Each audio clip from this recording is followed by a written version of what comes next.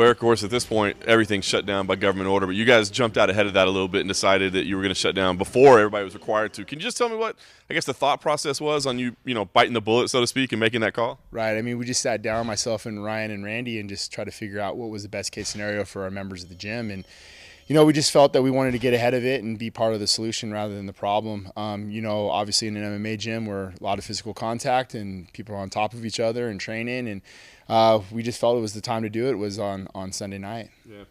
You guys have been around for a long time. I mean, this is a very established facility, but at the same time, I mean, it's still kind of a small business, right? So, I mean, is it scary times financially? I mean, is it time to panic yet, or is everybody trying to stay calm? What's the feeling? You know me, man. I'm a one day at a time guy. So like right now, I'm trying to plan for the future, of course, and it's hard not to look that way. But as of today, they're just trying to do one step at a time and get everything figured out. As of right now, trying to calm a lot of the members down and calm a lot of the coaches and everyone else. This is all of our livelihoods, and I understand that. I guess the one saving grace to that is we're all in the same boat. So we're just trying to figure this out. It's new to everybody, and really just take care of one another right now. Yeah. You guys have a ton of fighters here. Every time we come in, the fight board's covered with matchups coming up. So, there's uncertain times for sure, but there are people still getting ready for fights, right? Yeah. What can you do to help these guys and gals continue to prep for fights? So, again, something new to us. We've what we thought was the best case scenario was, so Puna, for example, he has a fight in May. I told Puna to find a training partner that might also have a fight or somebody that's your size and kind of a training buddy. And then Puna and Montel were in today. They were getting their work in. If Coach Nate or myself are in there to kind of supervise or help or hold pads, it keeps everything at a minimum. And then those guys are responsible for cleaning up prior to getting in here, washing their hands, cleaning themselves, and then cleaning up after themselves when they leave. So, we're a 24,000 square foot facility. We figured at the most we want to only have about 10 people in here at a time, spread out amongst the two gyms. Nice. The guys that were on canceled fight cards, have you figured out a strategy with them? I mean, they don't know what's going on, right? But do you have advice for them on staying ready, or because we don't know what the UFC is going to do? Right. Well, obviously, me and Francis, we had an 8-week camp together, and Cody Stamen as well. Cody's with Coach Eddie. We talked about all this stuff and just how do we stay sharp? We don't know what's going to happen. From my understanding, the word postponed has been for those fights, not canceled. So I try to keep those guys' mindset ready where it's like, hey, man, we might fight, we just don't know when.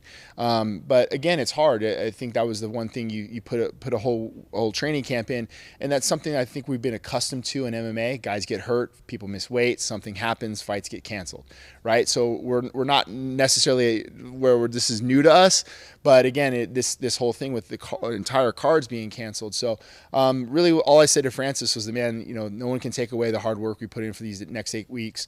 We're going to be able to show that at some point, and just know that it wasn't all for naught. Nice. Clear there's a strategy for fighters. As far as the gym itself, I mean, what's the focus right now? I mean, I got to imagine cleanliness or something is part of it. What can you do in the meantime, I guess? I think just perception for us, and I want to make sure that when the members do come back, I have a couple guys that I've kept on hourly. They're going to be tearing out the carpet and doing some upgrades and doing some things throughout the gym to where when the members do come back, I hope that they look around like, wow, these guys just weren't sitting on their butts for this time, and they actually did some upgrades. And we're going to stay in concrete. We're going to add some new equipment. We're going to do some other stuff too, which we didn't have the luxury of doing while we were open. So we're going to take advantage of that time. Obviously, sanitation, and it's always important in the gym, right? I mean, it always has been, but I think this really opens eyes. Do you think this is going to cause like any lasting changes in the industry as far as maybe that idea of one training partner or whatever it is? I mean, do you think this might make some changes moving forward? Possibly. And being in the gym industry for about 13 years now, we know how it is, man. One guy comes in with ringworm or staph, and then it infects the entire gym. So the thing that I think that I want to echo to a lot of our training partners and our fighters is this is not about you, it's about us. So taking care of one another. If you feel sick, if you had something going on, this is bigger than you.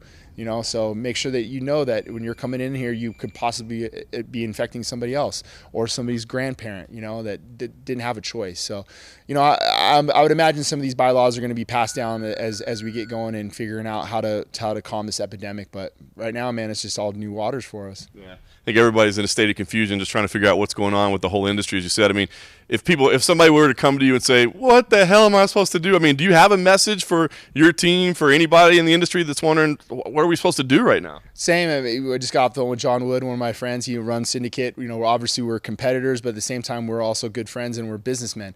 You know, and we're just trying to figure that out. Talk to Coach Casey Halstead. You know, we as a community, it's a small fraternity of MMA gyms owners, and again, we're trying to figure this out as we go. And people look to us to be calm, right? If I'm crazy and I'm nervous, same way if I cornered a fight that way, my fighter's going to be crazy and nervous. So the way I approach them has to be calming. Although on the inside I might be doing backflips, I have to approach them calm and collect and talk to them the way I would if they were just fighting. So that's kind of my mindset right now, is just deliver the message the best I can and be calm about it.